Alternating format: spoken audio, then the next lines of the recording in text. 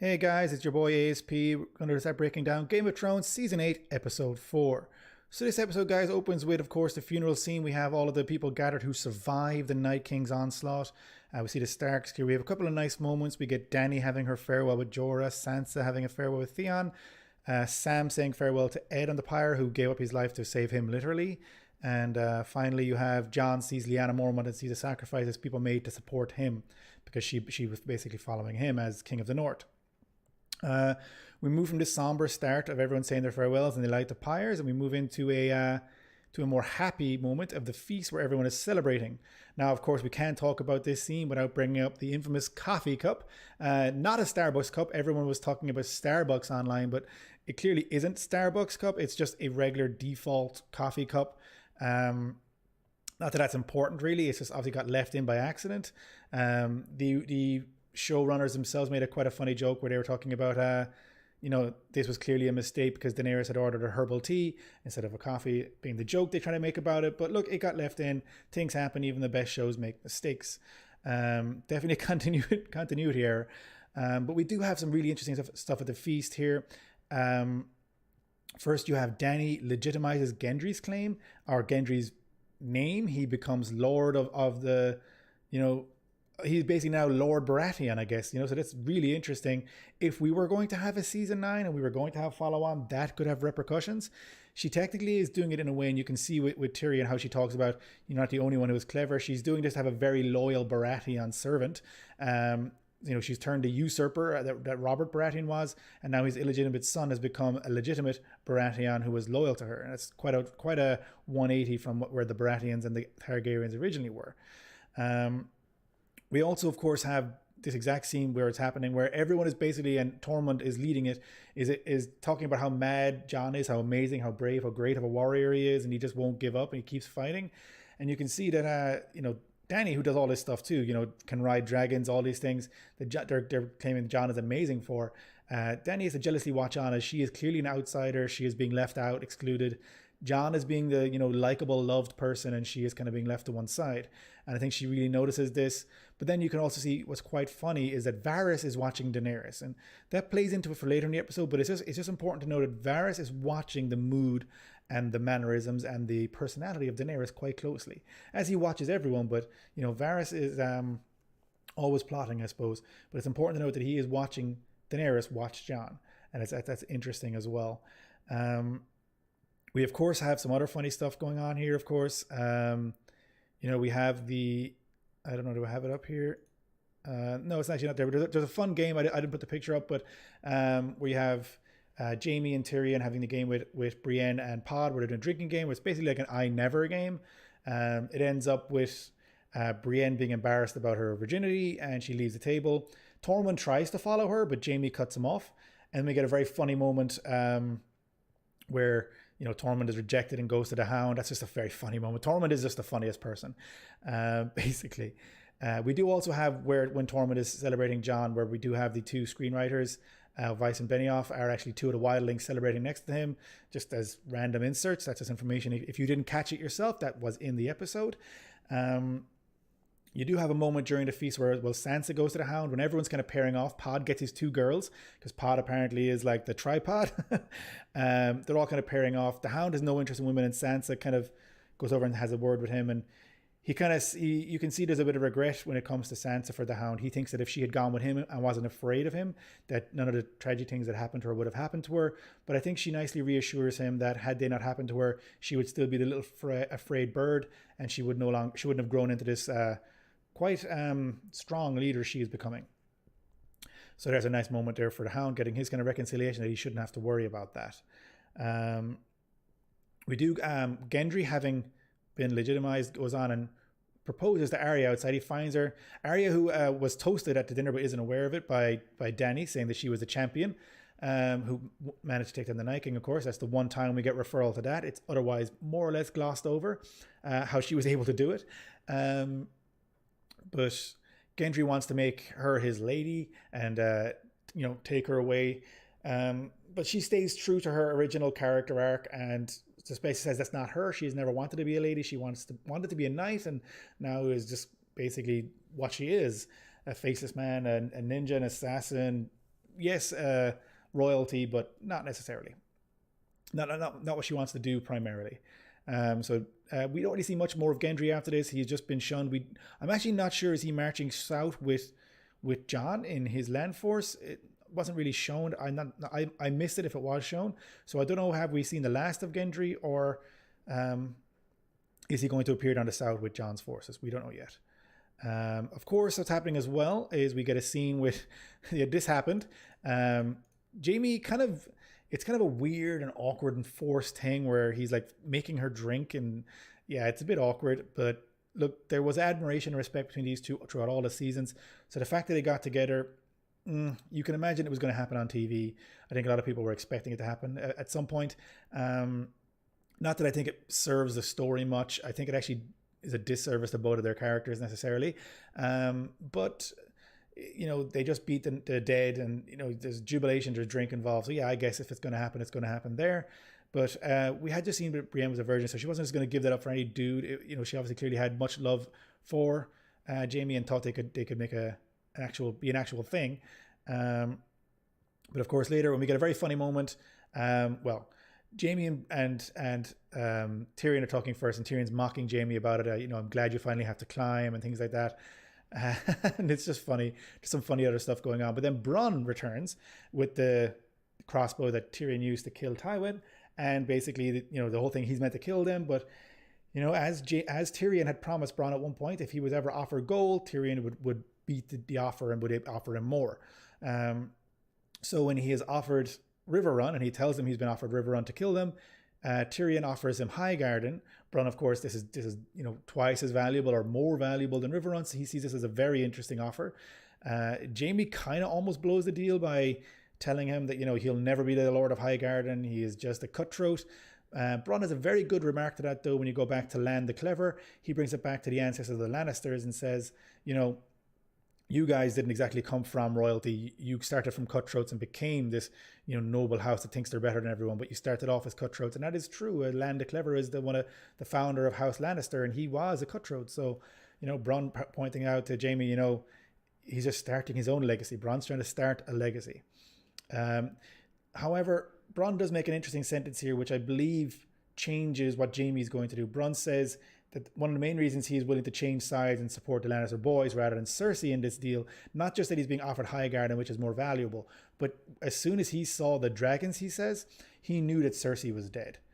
So he is hitching his wagon to what he thinks is the winning side. He is not basically backing Cersei. He knows that she'll be dead and unable to give him Riverrun because she won't be alive or in charge to do it. So he's backing the Lannister boys, thinking they'll be in charge and be able to get this from him by saying he was a great servant during the war and get Dany to anoint him as Lord of Highgarden. I don't think they'll have that power. Maybe Tyrion would as Hand of the Queen, but yeah, it's a risky deal. But Bronn, of course, is a gambler, and he's weighing up his odds on this. But like I said, that sentence where he says Cersei is going to be killed, Jaime can't let that lie, and it forces him to have to go back to Cersei, and one way or another, whether he's going to help her or betray her, we don't know. But he can't sit up in the north and let it happen down, let everything that's going to happen. So he decides he has to leave. Brienne tries and begs him to stay with her and make a go of it, but he basically makes the point where she is a hateful person. He is too. He is not the nice man. He's telling her about some of the awful things he's done, pushing a child out of the window, wanting to kill all the people of Riverrun for her, things like that. He just leaves her. So yeah, she's left crying. And again, this kind of I think finishes a lot of her arc. I believe. I mean, I don't know what else there is from it to come from it. I think we're not going to see much more of Brienne unless she decides to also go south and get involved. Otherwise, we've kind of seen the last of Brienne as far as this season goes. Like we would be so set up for a season 9. There's so many things that are still unsaid, and I don't think they're going to get to finish it all adequately in 2 episodes with a battle in King's Landing still to come. So yeah, there's still a lot they could do, but I don't think they're going to do. So we'll just get rid of these images and bring up the next part. Next up, we have we also in the nighttime. So I'm kind of jumping back here now because from Jaime and Brienne first getting together to from when he leaves, there's a whole day passes there. So we're going to go back now to the first night where Jon and Daenerys are talking privately, and she is basically begging him to not tell anyone, to keep this quiet about his heritage. They can still make things work if they just ignore that it's a thing, and he keeps quiet about it, and she goes on to become the queen.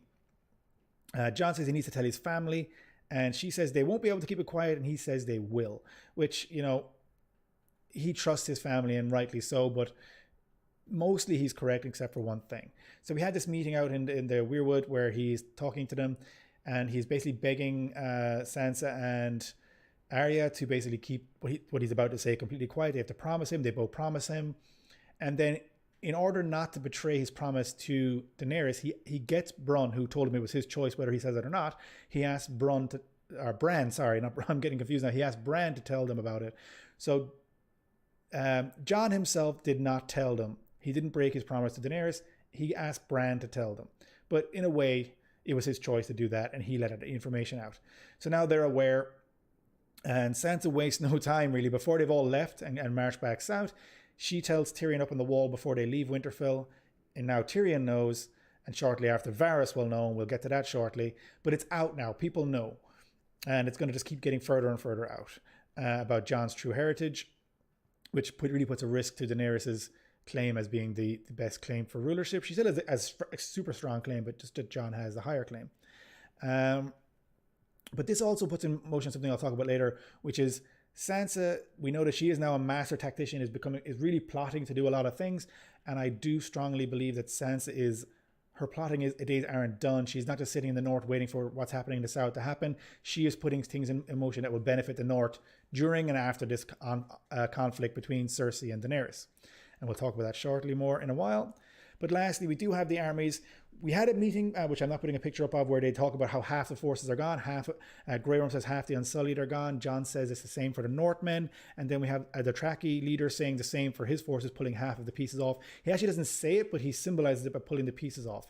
I found that very surprising. I would have thought nearly all of the Dothraki were wiped out, like 90% plus. However, it's only symbolized that half are missing.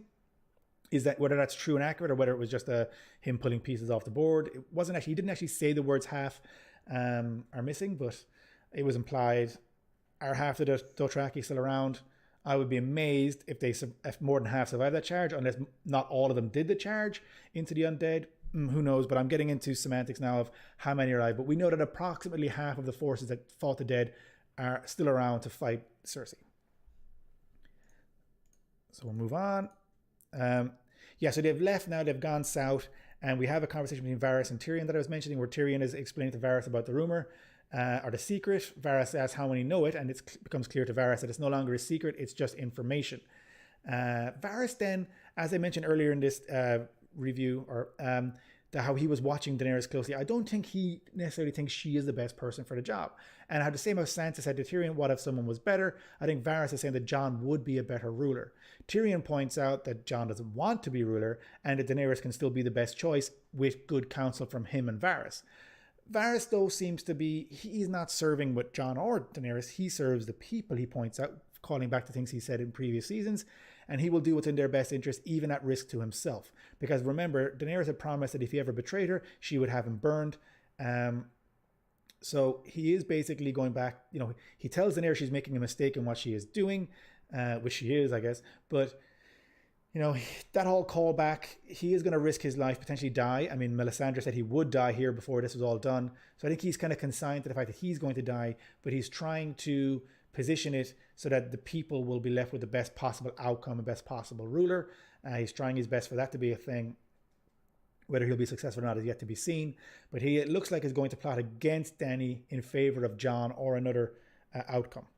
Tyrion is begging him not to do this and is trying to get him on side with helping Daenerys to stabilize and be more rational and kind of cool-headed about all of this. Daenerys is definitely more concerned and more worried and less, less leadering, has less leadership qualities. She is basically losing her composure, definitely losing her composure in how she is dealing with all of these pressures and people not liking her and differences. It's not been as easy as it was in Essos. She was loved there outright. Anyone she freed loved her. Whereas here in Westeros, she's a very different political landscape for her.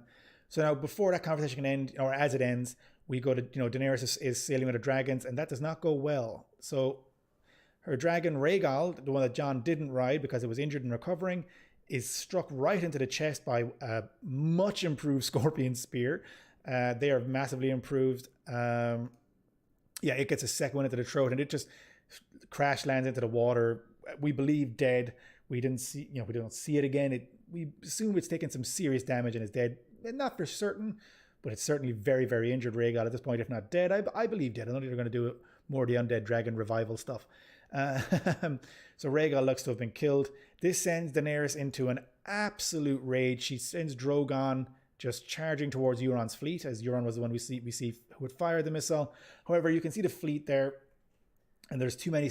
Each one has a scorpion on its bow, and they start firing at her. She manages to dodge all of them and get away. She has to retreat, unfortunately, leaving the fleet completely exposed, and they just get wiped out by Euron's scorpion's attacks. Many people like Varys and Tyrion escape to the water. Grey Worm escapes. He sends Missandei to an escape on a skiff, but that skiff or boat must obviously get picked up by Euron because she is captured. We don't know how many others are captured, but we know that Missandei was the most prominent person who was captured by Cersei and Euron. Just to give out a potential plot point that was discussed here as well was, how does Dany not see Euron's fleet coming? She has a ridiculously good vantage point up in the air. However, you can see that they're coming between these two islands here, and I do think that they had been hiding behind rocks in ambush, waiting for the fleet to come, and then sailed out and started attacking Rhaegal, obviously, straight away. So I believe that's how they did it, and how it's not necessarily a plot point. But also that can say is, why was Euron, ambushing in this particular spot? I do have a theory that potentially Sansa, and I mentioned her plotting days aren't done, she's becoming a master tactician. I believe because Jon is marching on the road and Dany was by sea, it's very possible that Sansa leaked information to Euron and Cersei's forces about the whereabouts and the timings for Sansa's fleet, allowing them to be ambushed. Her and Yonjoy, I think is from the Vale, have become very close confidants, and it's very possible that she is trying to put the north and now the east, I guess, the Vale as well, their interests first, and they're trying, they know that Dany wants to be the ruler of all 7 kingdoms. I think they believe that she is the more large threat to their independence, whereas Cersei just hates the people and just wants to have power. I think she would happily do a deal with them, or she would be more open to not necessarily wiping them out. Possibly, I think they would be able to outlast them with the winter in the north and such stuff. I think they have made a concerted effort to potentially betray Dany here. Now, I could be completely wrong with this. This is just a speculation. It's also possible that Euron's forces were just waiting in ambush in general, knowing that they were going to have to come south and that they would likely come by sea. So that's also a possibility. It was just an inevitability. But there's also the possibility that Sansa has betrayed Daenerys here, where she didn't give away Jon's location, and hoping probably that if Daenerys and both dragons were wiped out and the fleets were wiped out, that when Jon got south or got word of this, that he would turn his forces around and go back north and stay safe from the north. It's probably what they were trying to accomplish. It hasn't fully happened, and some of Daenerys' forces have survived and are now sieging King's Landing. So we move on to the last part, of course. We have this last scene where, Missandei has been captured. She goes back in chains, and it's very sad that, she is put back in chains for her final moments of the season, because as we see here, the mountain is swinging behind and is going to take her head clean off, and she is gone. Missandei is gone. Grey Worm and Dany are the most affected by this, of course. Grey Worm probably more than anyone who loved her. Couldn't do anything about it, and will feel guilt because he didn't save her in those moments on the ship when they were being attacked. Super interesting scene with Tyrion talking to Qyburn as well. I haven't really shown up images of that. He, which kind of is a Lord of the Rings kind of homage there, with the mouth of Sauron, which is quite cool. But Tyrion ignores her, goes straight to Cersei to speak, and Tyrion lets out a bit of information to Cersei before Missandei's death that was very interesting. He's talking about her baby. Now, Euron, if he is as clued in as he should be, should realize that there's no way for Tyrion to know she's pregnant unless he knew it, or she was pregnant for longer than he believes. So this information could be critical in episode 5. If Euron realizes he is not the father of the baby and if someone else is, would he then desert Cersei and leave her much weaker? Definitely her sea forces will be much weaker without him. We don't know what's going to happen there, but it was information that leaked to Euron. If he was able to put 2 and 2 together, he would be able to realize that. But we are left with a closing shot of just pure rage on the face of Daenerys, and pure like just dismay on the face of Grey Worm in the background there. And Varys, again, as she walks back past him, he turns and he's watching all of this. He sees her descent to possible madness, the same as her father's, Aerys's descent into madness. And she, all along, has been told by everyone, don't sack the city. Do this without bloodshed. I mean, first of all, it's a war. There's always been bloodshed and civilian casualty in war. So my opinion is she should just go in and destroy Cersei. If some lives are lost, it's unfortunate. It's not her intention. She's going to try and free the people, but she needs to just get in there and destroy those scorpions and those armies. I think that she realizes now that's what needs to happen. All of the military leaders saying, don't risk people's lives. It's noble, but it's not probably accurate to what people would have done at the time. Sparing peasant lives probably wouldn't have been the first thing on a military tactician's mind. Winning a war would have been at all costs. It would have been the smartest plan to do whatever was smart at the time. But also, I guess, keeping people on side, because power is an illusion, as Varys has said, and things like that, where people have to just believe in your power for it to be real, as opposed to actually having power over them. So yeah, there's all of those political, I guess, technical stuff that's going on in the background. People are trying to maneuver. A lot of stuff is happening. Just people are giving out about the season overall, saying it's not great. For me, it's very, very, very, very good. It's not as good as previous seasons potentially, but it's still very good on its own right, judging it just on its own merits. Really interesting. It doesn't have to be action-packed every episode. Episode 3 was full of action, then people gave out about the visualness of that. Episode 5, I think, is going to be the craziest episode, because we're going to have the King's Landing fight. It'll be probably in daytime. I think they won't have 2 nighttime fights, so everything will be visual, will be action-packed, which is what people say they've been missing mostly in these episodes. But this series, Game of Thrones, isn't about clanging swords. That's not what it's always been about. It's been about the political drama and the intrigue and the background of these 1%ers and their lives and their journeys. So we're going to get a lot of that in the next 2 episodes, as well as the fight of King's Landing, which will be the last massive fight, and then of course we'll get the drawdown. I do think we've seen the end of Tormund and Ghost, who have gone north. I think we've seen the end of Sam and Gilly, who we found out Gilly was pregnant, and they'll name it Jon if it's a boy. It was a nice moment. So I think those characters are done with. Potentially Gendry, if he's not married with Jon, is done with. Brienne, if she doesn't go south chasing Jaime, is done for. Sansa and all of the rest of the north are more or less done, unless we get a cut back to Sansa talking about what's happening in the south and them just setting themselves up to take for North's independence, or for the north even to maybe they will march south further again. If there's very little forces left from whoever wins between Daenerys and Cersei, maybe they'll attack them. Potentially, we'll see what happens there. They don't really have much forces to do that with, though. I think they just want to consolidate their position in the north. I think all their forces are either wiped out or gone with Jon, so I don't think they have much left to defend or to do further attacks with. I think they're just trying to consolidate the north and the east.